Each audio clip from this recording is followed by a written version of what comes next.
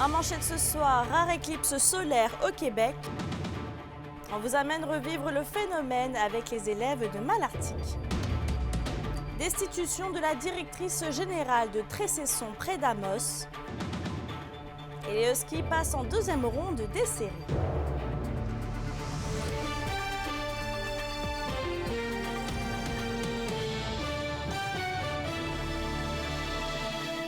Bon lundi tout le monde et bienvenue parmi nous. C'était aujourd'hui le phénomène tant attendu au Québec que l'éclipse solaire.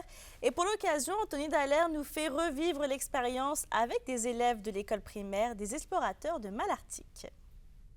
Comme un peu partout au Québec, la frénésie entourant l'éclipse solaire s'est propagée ici en Abitibi-Témiscamingue.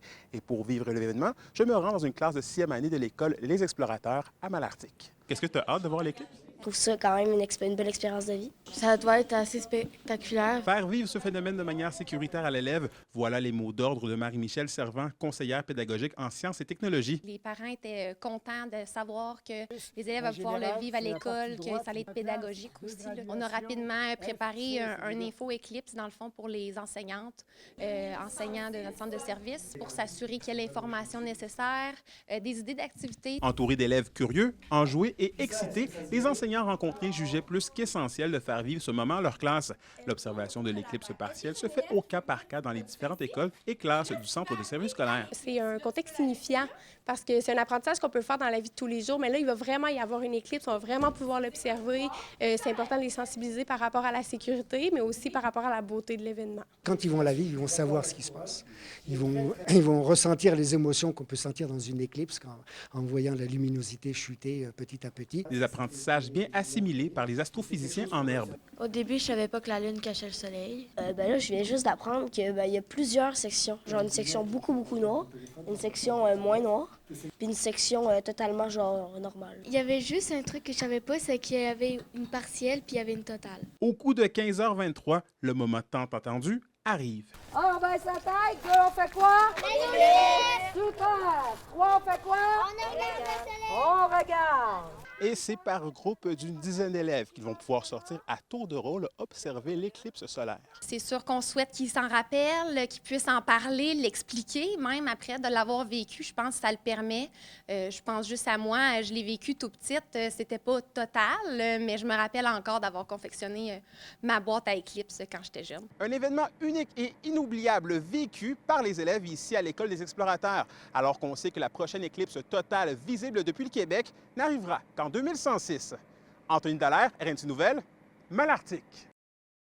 Vos réponses à la question du jour TVA. Une présentation de la Clinique infirmière Nord-Ouest partout dans la région. Nous vous offrons des consultations rapides avec des infirmières et infirmières praticiennes spécialisées et un nouveau service de téléconsultation. Contactez-nous pour plus d'informations ou visitez notre site Web. Et à la question du jour, on vous demandait « Comptez-vous observer l'éclipse solaire aujourd'hui ?»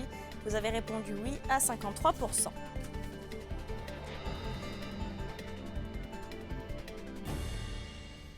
Dans le monde municipal maintenant, après une analyse de la Commission municipale du Québec, la directrice générale et greffière trésorière de la municipalité de Trécesson a été destituée.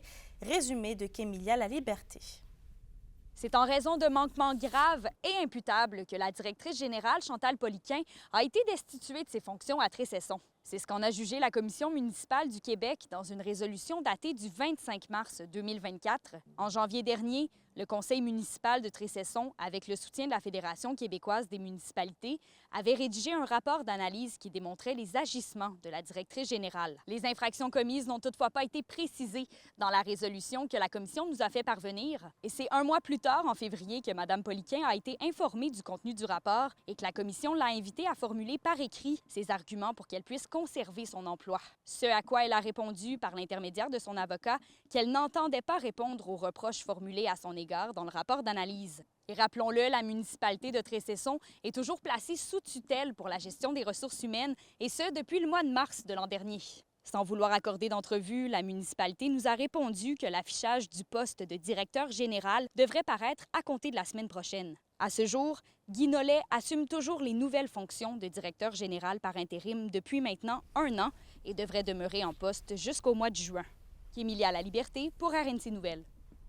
Les 2 adolescents de Val-d'Or portés disparus depuis la semaine dernière ont été retrouvés. Magua Papati, 13 ans, et Emilio Pucachiche, 15 ans, ont tous les deux été retrouvés sains et saufs. Leurs proches avaient des raisons de craindre pour leur santé et sécurité. On va en éducation maintenant. À Rouyn-Noranda, plusieurs membres de la Fédération des intervenantes en petite enfance du Québec et ses syndicats affiliés ont participé samedi à une activité de mobilisation. Kimberly Hall nous fait le point sur la situation.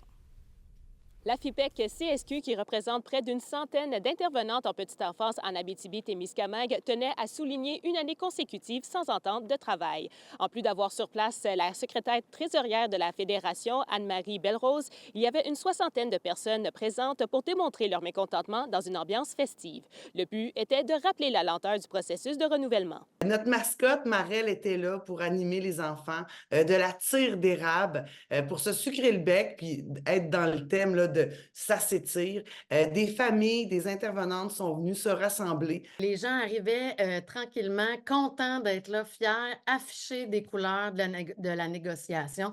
On sentait là, que les gens étaient là et étaient prêts à se battre pour des bonnes conditions de travail. 6 mois après le dépôt des premières demandes, la Fédération des intervenantes en petite enfance du Québec n'avait toujours pas obtenu de première offre de la part du gouvernement. La FIPEC-CSQ demande donc au gouvernement de s'engager à négocier et démontrer de l'importance aux intervenantes qui accompagnent les tout-petits au quotidien. On demande bien sûr une augmentation de salaire avec une protection contre l'inflation. Bien sûr, pour nos salariés, on ne veut plus qu'ils s'appauvrissent dans l'avenir. On veut aussi plus d'aide pour accompagner les enfants à besoins particuliers qui sont de plus en plus nombreux dans nos services et on veut diminuer la charge de travail.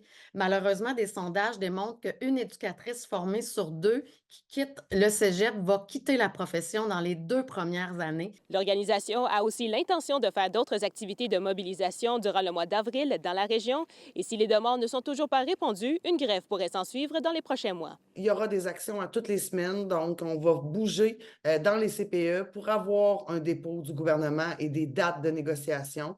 Et si d'ici la fin avril, on n'a pas de nouvelles du gouvernement, on va aller en assemblée pour faire adopter des moyens de pression plus lourds, quitte à se rendre s'il faut jusqu'à la grève, mais il faut que ça bouge, il faut que ça se règle la négociation dans le secteur des CPE. Kimberly Hall, RNC Nouvelles. Des médias français rapportent que le cardinal Marc Ouellet a été condamné la semaine dernière à verser l'équivalent de 50 000 $ pour avoir sans motif congédié une religieuse. En 2011, sœur Marie Ferrol aurait dénoncé des dérives et faits graves dans sa communauté. Elle aurait ensuite quitté la congrégation, ce qui aurait motivé le Vatican à la renvoyer. Le cardinal Ouellet, 2 représentants du Vatican et la communauté des Dominicaines sont également dans l'obligation de verser 270 000 $ pour préjudice matériel et 15 000 $ en préjudice moral. Dans le dossier de la qualité de l'air, le projet de modernisation Aeris de la fonderie Horn passe maintenant à la phase de faisabilité. Une fois complétée, l'étude de faisabilité sera soumise à une approbation interne finale qui est prévue pour la fin de cette année. Et on rappelle que le projet Aeris devrait permettre à l'entreprise de réduire ses émissions atmosphériques d'arsenic et de métaux lourds. Bon, sur un autre sujet maintenant, le ministère de l'Immigration, de la Francisation et de l'Intégration s'affaire toujours à mettre en place la nouvelle direction régionale à Rouyn-Noranda. 9 des 14 postes nécessaires au fonctionnement de la direction sont comblés. La personne qui va occuper la fonction de directeur ou de directrice générale sera d'ailleurs choisie très bientôt. En agriculture maintenant, les producteurs agricoles en convoi de tracteurs vont joindre le mouvement national pour exiger une réforme de l'agriculture au Québec. La manifestation aura lieu à Rouyn-Noranda le 26 avril prochain. Yvon Moreau. L'UPA est en train d'organiser une manifestation qui aura lieu le 26 avril. Excellent. C'est sûr que tout est en train de mettre en place. C'est vraiment l'Union des producteurs agricoles qui l'organise. La relève, on va venir manifester avec eux autres, assurément, parce qu'on s'entraide toutes là-dedans puis on travaille toutes pour la même chose. Donc, c'est vraiment la journée du 26 avril que les agriculteurs, pour ce qui est de la région d'Abitibi-Témiscamingue, vont sortir dans les rues, vont sortir les tracteurs. Puis je trouve ça vraiment important de noter que l'Abitibi-Témiscamingue a été la première région à faire une manifestation dans les rues. Il y a de ça déjà 1 an, le 26 avril 2023, on est sorti dans les rues devant les bureaux du député à Rouyn-Noranda pour manifester contre l'inflation, contre la hausse des taux d'intérêt. Et c'était il y a déjà 1 an. Puis depuis, ben là, tu sais, beaucoup de choses ont, je vais dire pas changé parce que la crise, elle s'accentue, mais c'est juste pour dire qu'on était les premiers à sortir. Dans le temps, on était sortis juste avec des jouets tracteurs pour dire qu'on n'était plus capable de payer l'essence. Il y avait une grande hausse du prix du diesel. Mais maintenant, on va sortir, je sais qu'ils vont sortir, ils vont mettre beaucoup d'efforts, puis l'UPA, leurs employés travaillent très, très fort à ça pour pouvoir faire sortir les gens en région. Il y aura une grosse manif, mais mot-clic, tout va bien. À la relève agricole, on a décidé, autant que les agriculteurs au niveau de l'Union des producteurs agricoles sort dans les rues pour manifester, on a décidé de prendre une orientation complémentaire à eux autres puis d'aller sur les réseaux sociaux, puisqu'on sait que c'est aussi une façon d'aller rejoindre monsieur, madame, tout le monde. C'est quelqu'un en Mauricie qui avait eu cette idée-là brillante, juste de prendre un tableau puis d'écrire un message d'une réalité qu'on vit, d'utiliser le sarcasme qui n'est pas toujours facile à utiliser parce que c'est pas toujours facile à trouver, mais c'était une façon pour nous autres, un mouvement pour sensibiliser les gens à la réalité de l'agriculture, aux sacrifices qu'on fait pour le métier, pour nourrir le Québec, pour développer le garde-manger du Québec. Donc, c'est vraiment un mouvement sur les réseaux sociaux pour dénoncer les sacrifices, les défis, les enjeux que l'on vit pour garder l'agriculture sur le territoire. La Société de développement économique de Malartic a présenté sa 2e édition du Gala des entreprises Méritor. Samedi dernier, plusieurs entreprises se sont démarquées, dont Diafor, qui est lauréate dans la catégorie investissement, moins de 500 000 $, ainsi qu'engagement social et communautaire. Dans investissement de plus de 500 000 $, le Centre Eva remporte cette distinction. Quincaillerie GC, de son côté, a obtenu le prix Service. Et dans la catégorie Création-Innovation, Work and Stay remporte ce prix. L'école de conduite Vision 360 gagne dans la catégorie Jeunes entreprises. L'indice boursier minier au TVA Nouvelle 18h est une présentation de GFM Groupe Financier. Dirigeants d'entreprises et particuliers, fiez-vous aux experts de GFM pour vos placements, assurance de personnes et assurance collective. Car pour vous, ils vont au-delà de la finance.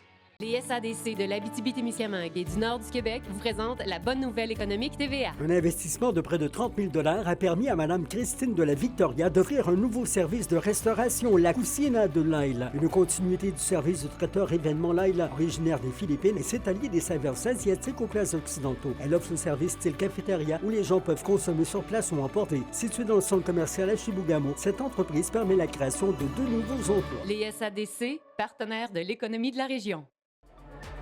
Bonjour, ici Daniel Morin de la Troupe à cœur ouvert.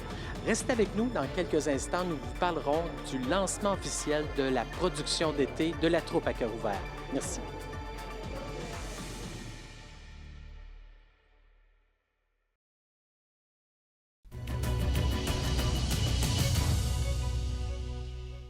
Québec octroie près de 500 000 $ à 8 municipalités et MRC de la région pour des ententes de développement culturel et de développement.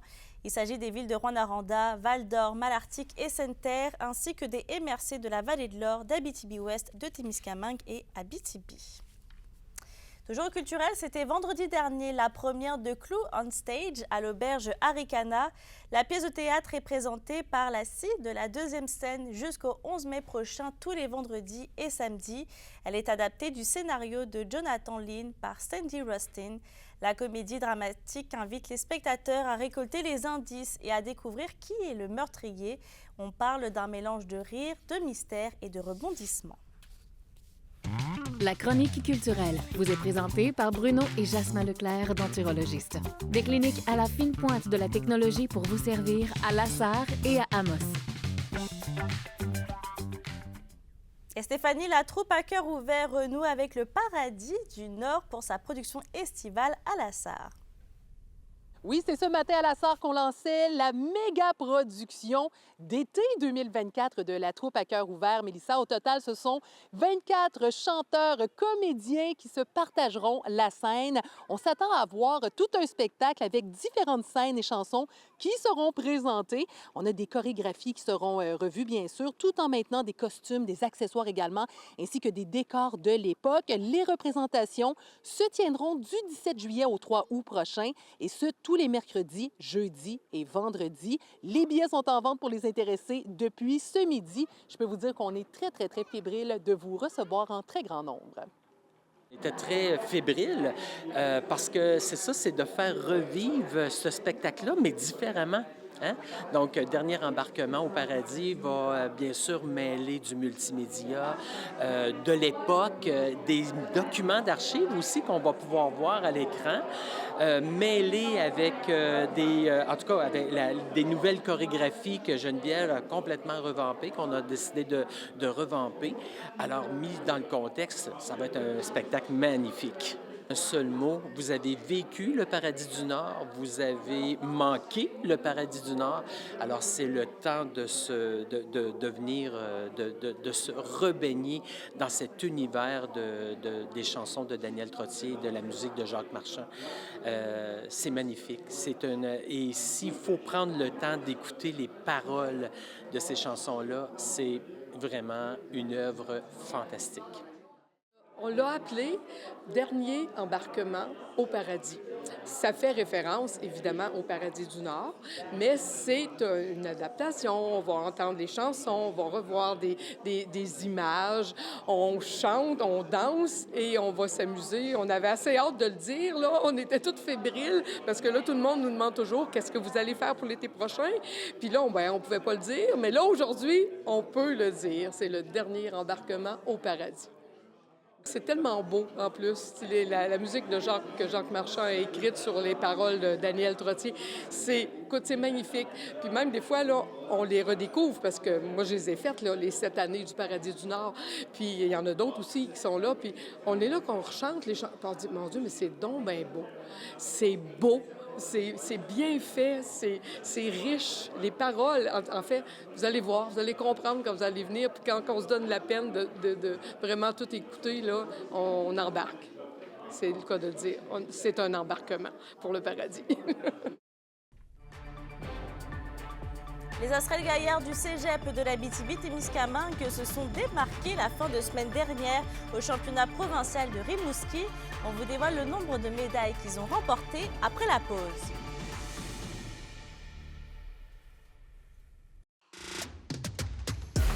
Les sports vous sont présentés par Thibaut GM, votre concessionnaire de confiance à Rouyn-Noranda, là où qualité et choix se rencontrent. Les Huskies ont dominé les Olympiques vendredi soir et ont bouclé la série de premier tour en 5 matchs. Alexandre, vous étiez sur place et avec une victoire du 8-3, on peut dire que la foule était également de la partie. Oh que oui, Mélissa. J'avais jamais vu l'Arena Glencore aussi bruyant. C'est plus de 2800 spectateurs qui étaient présents. Il faut dire que la Meurthe s'est très bien débuté le match avec 3 buts sans réplique en première période. La première étoile du match, Mathis Perron, a ouvert la marque très tôt dans le match et son équipe n'a jamais regardé derrière par la suite. En fait, les 2 premières périodes étaient toutes à l'avantage des Huskies, qui menaient 7-0 après 40 minutes de jeu. Mais les spectateurs sont restés et ont eu le droit à un jeu plus serré en troisième période, alors que les Olympiques ont inscrit 3 buts. Mais c'était trop peu trop tard. Les Huskies ont fermé les livres sur ce premier tour avec panache. Daniel Bourroche s'est d'ailleurs réveillé et a inscrit 2 buts, 1 passe. Il s'est mérité la 2e étoile du match et William Rousseau a stoppé 26 des 9 tirs dirigés vers lui dans la victoire. Et d'ailleurs, Alexandre, on connaît maintenant les adversaires pour la 2e ronde. Ce seront les Tigres de Victoriaville. Donc, à quoi on peut s'attendre de cette équipe? Tout d'abord, les Tigres de Victoriaville, c'est une excellente équipe. J'enlève rien aux Olympiques de Gatineau, mais c'est une sérieuse commande qui attend la troupe de Steve Hartley. Quand on pense aux Tigres de Victoriaville, inévitablement, cette saison, le nom du Rouyn-Norandien, Nathan Darvaux, vient en tête de liste. Meilleur gardien junior au pays l'an dernier. Fumant en 2024. Du haut de ses 5 pieds 8 pouces, il a dominé la Ligue encore une fois cette année avec 30 victoires. Mais il faut dire que devant lui, c'est aussi toute une machine défensive, à commencer avec Noah Warren, un défenseur de 6 pieds 5 pouces, repêché en deuxième ronde en 2022 par les Ducks d'Anaheim. Warren, il a été une pièce importante de l'équipe Canada Junior au championnat du monde l'hiver dernier. Et le voilà déjà avec 4 points en 4 matchs depuis le début des séries. À l'attaque, ils ont pratiquement 4 joueurs qui ont compté plus de 30 buts cette saison, donc une très belle profondeur à ce niveau-là. Ils sont pilotés par Karl Mallette, un tout jeune entraîneur-chef de seulement 42 ans, en poste avec les Tigres depuis 4 ans. Cette saison, contre les Huskies, c'est 3 victoires pour les Tigres et seulement 2 pour la Meurthe, qui a toutefois terminé avec plus de 10 points d'avance sur Victoriaville au classement général dans la saison régulière. Et en vertu de cette avance, au classement général, les Huskies, ils ont l'avantage de la glace pour les séries. Ce sera donc les 2 premiers matchs à la maison, vendredi et samedi à l'Arena Glencore. Après quoi, la Meurthe va prendre le chemin de Victoriaville pour les matchs 3, 4 et 5 avant de revenir à la maison, évidemment si nécessaire, les 22 et 23 avril prochains. Bon, c'est noté. Merci Alexandre. Au plaisir. On va dans une autre discipline. L'équipe Doyon remporte la médaille de bronze à la finale du championnat provincial mixte 2024. Ghislain Doyon, José Bédard, Sylvain Dicker et Caroline Heinz font partie de l'équipe Belvédère Amos. L'événement s'est déroulé du 3 au 7 avril dernier au club de curling Victoria à Québec. 12 équipes ont participé. Toujours au sport, les Astrelles Gaillards du cégep de l'Abitibi-Témiscamingue se sont démarqués la fin de semaine dernière au championnat provincial de Rimouski. L'équipe de natation des Astrelles remporte 8 médailles. Les Astrelles sont donc en 3e position chez les filles et en 7e sur un total de 26 équipes. De leur côté, les Gaillards au soccer intérieur terminent leur saison avec une victoire de 2-1 contre Saint-Jérôme. Et en badminton, les Astrelles terminent en 4e position au championnat de conférence.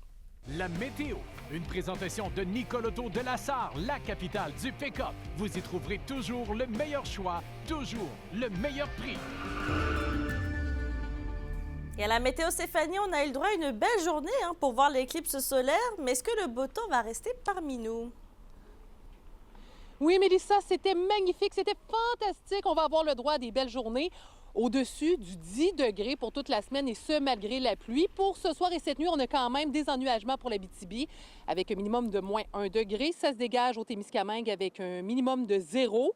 Demain, en Abitibi, c'est toujours du soleil de prévu, ennuagement en après-midi. Par la suite, là, on parle de 40 de probabilité d'averse tard en après-midi. Pour le Témiscamingue, ça va se dérouler toujours sous le soleil avec cette fois-ci 60 de possibilité d'averse tard en après-midi également, avec un maximum de 15 degrés. Et un aperçu maintenant pour mercredi, pluie intermittente au nord avec un maximum de 15, du soleil pour le Témiscamingue avec un maximum de 14. Je peux vous dire que ça part très bien un début de semaine. Effectivement, merci Stéphanie. Et je termine avec Val-d'Or sans Belly. L'activité publique de nettoyage revient pour une 15e édition le 27 avril prochain de 9h à 11h30. Et le but est de contribuer à l'amélioration de son milieu de vie tout en ramassant les déchets d'un coin de ville sélectionné. Sur ce, je souhaite de passer une bonne soirée et on se retrouve demain.